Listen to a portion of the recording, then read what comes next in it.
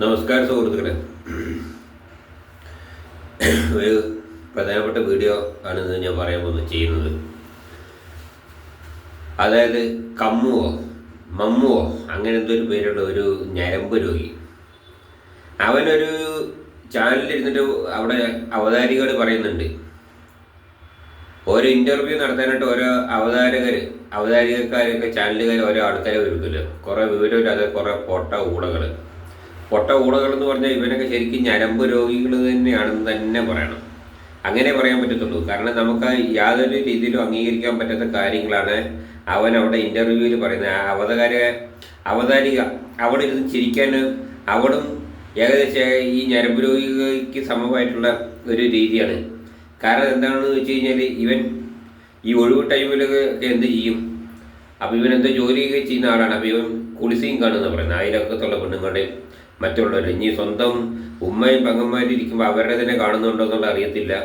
പക്ഷേ ഇവൻ ചാനലിൽ ഇങ്ങനത്തെ ഈ വിവരമില്ലാത്ത ഊളകളൊക്കെ പിടിച്ചിട്ട് ഇങ്ങനത്തെ നാറികളെ പിടിച്ച് ചാനലിൽ ഇരുത്തിട്ട് ഇൻ്റർവ്യൂ ചെയ്യുമ്പോൾ യാതൊരു തലക്ക് ഈ ഇരിക്കുന്നവർക്കൊരു ബോധം വേണം.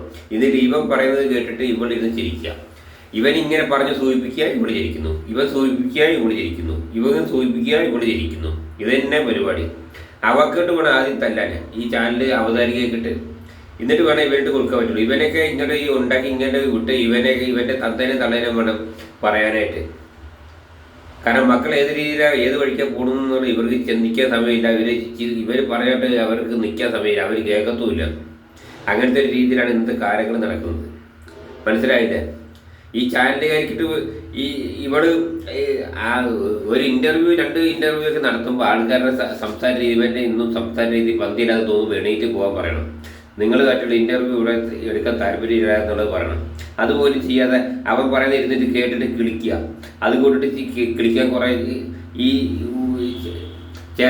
കുറേ ആളുകൾ വേറെ ഉണ്ട്. ഇവനൊക്കെ എന്താ പറയേണ്ടതെന്ന് അറിയില്ല. കാരണം ഇവരൊക്കെ കടുത്ത ഞരമ്പ് രോഗിയാണെങ്കിൽ അതിന് കടുത്ത ചികിത്സ തന്നെ ചെയ്യണം.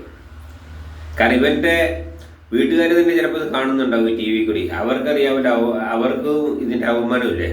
ഇവന് മാത്രമല്ലോ. കാരണം ഇവനെ പോലെ ഒരു സന്താനത്തിനെ ഉണ്ടാക്കി വിട്ടിട്ട് ഭൂമിയിലോട്ട് വിട്ടിട്ട് ഇവൻ ചെയ്യുന്ന നാരത്തിലും പറയുന്ന പരിപാടികളും ഇവർ കേൾക്കേണ്ടതാണ്. കേട്ടിട്ട് ഇവർക്ക് തന്നെ ഉടുപ്പ് തോന്നണം. ഉടുപ്പും അത് അവർക്ക് ഉടുപ്പില്ല എന്നുണ്ടെങ്കിൽ പിന്നെ പറഞ്ഞിട്ട് കാര്യമൊന്നുമില്ല.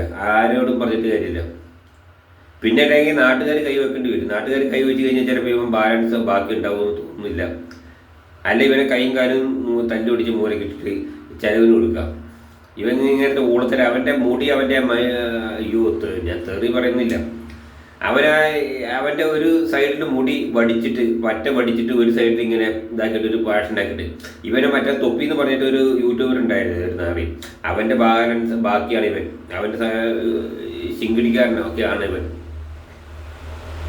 ഇതിപ്പോൾ തൊപ്പി ഇവനെ ഒഴിവാക്കിയെന്ന് പറഞ്ഞു. തൊപ്പിയും അത്ര നല്ല സൈസൊന്നുമില്ല. പിന്നെ തൊപ്പി ഇപ്പോൾ വലിയ ന്യായീകരണവാദിയായിട്ടൊന്നും വലിയ കാര്യമൊന്നുമില്ല. ഇപ്പോൾ ഇവനെ ഒഴിവാക്കിയിട്ട് കാര്യമൊന്നുമില്ല. അവനാണ് ഇവൻ്റെ ഭൂലോക ഫ്രോഡായില്ല. അവന് ഒരുപാട് ആരാധകരുണ്ടായിരുന്നു, തന്തമാരും കുട്ടികളടക്കം. ഇവൻ ഒരു പരപ്പരങ്ങാടില്ല ഇവിടെ ഒരു സ്ഥലത്ത് വന്നിട്ട് ഇവനെ കാണാനായിട്ട് ജനങ്ങൾ തടിച്ചു കൂടിയതൊക്കെ ആൾക്കാർ കൂടിയ ഇവരൊക്കെ യൂട്യൂബിലുണ്ടായിരുന്നു. അങ്ങനെ ഒരു സംഭവമൊക്കെ ഉണ്ടായിരുന്നു. ഇപ്പോൾ 1-2 കൊല്ലം മുന്നേട്ട് ഇന്നൊന്നും ഇല്ല. അപ്പം അങ്ങനെയുള്ള നാറികളൊക്കെയാണ് ഈ രാജ്യത്ത് ജീവിക്കുന്നത്. പിന്നെ എങ്ങനെ ശരിയാവും? ഇവരൊന്ന് തരം കെട്ടിക്കഴിഞ്ഞാൽ പെണ്ണുങ്ങളെ പീഡിപ്പിക്കാൻ തന്നെ മടിക്കത്തില്ല. തൊപ്പിയായാലും കുപ്പിയായാലും ഇപ്പം ഈ പറയുന്ന ഈ ഉമ്മുവോ എന്തായാലും പേര് എന്ത് മയിലായാലും ഇവനൊന്നും അംഗീകരിക്കാൻ പറ്റത്തില്ല. ആ ചാനലാവതാരിക എന്നിട്ട് പിന്നെ യൂട്യൂബിലോ ഏതൊക്കെ ചാനലിൽ ഇരുന്നിട്ട് അവളുടെ ചാനലിൽ തന്നെ ഇരുന്നിട്ട് പറയുന്നത് എനിക്ക് അങ്ങനെ പറ്റിപ്പോയി. ഞാൻ പെട്ടെന്നുള്ള ഈ ഇമോഷനില്ല, പെട്ടെന്നുള്ള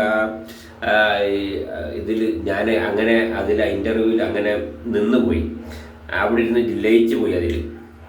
എന്നിട്ടിപ്പോൾ വന്ന്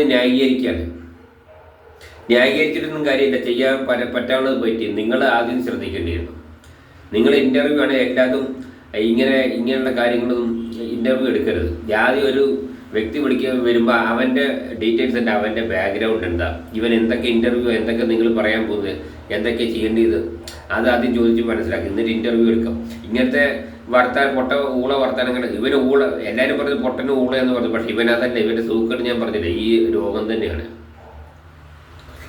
അപ്പം ഇങ്ങനെയുള്ള ആളുകളുടെ പേര് കേസെടുത്തിട്ട് ഇവനെ കേസെടുത്തോ ഇല്ലയെന്ന് എനിക്കറിയത്തില്ല. ഉണ്ടാകാതിരിക്കാൻ സാധ്യതയില്ല, എടുക്കേണ്ടിയാണ്.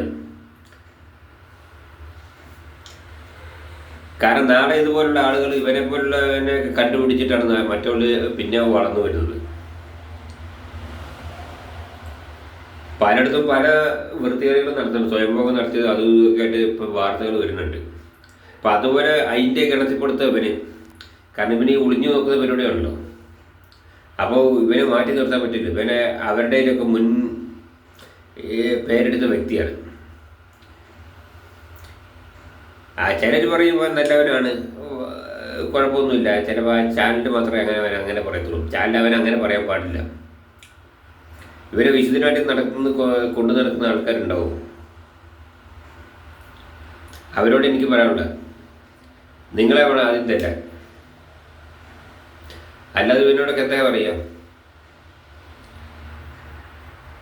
പബ്ലിക്കായിട്ട് ഇത്ര ആൾക്കാരുടെ മുന്നിൽ അവനവൻ്റെ വീട്ടിലിരുന്ന് പറയുന്നവരൊക്കെയാണ് പറയുന്നത് പോലെയാണ് ഇവിടെ ഒരു സ്ഥലത്ത് ഒരു ചാനലിലേക്ക് ഇരുന്ന് ചർച്ച ചെയ്യുന്നത്. കുറച്ചെങ്കിലും അന്തം കോമൺ സെൻസും ഇത് വേണം.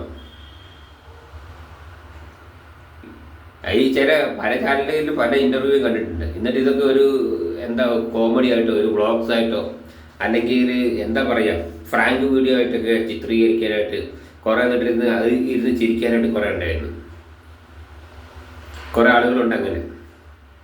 ഇദ്ദേഹം കൂടുതൽ പറഞ്ഞിട്ട് കാര്യമൊന്നുമില്ല, കൂടുതൽ പറയുന്നില്ല, നിർത്തുകയാണ്. ശരി, ഓക്കെ.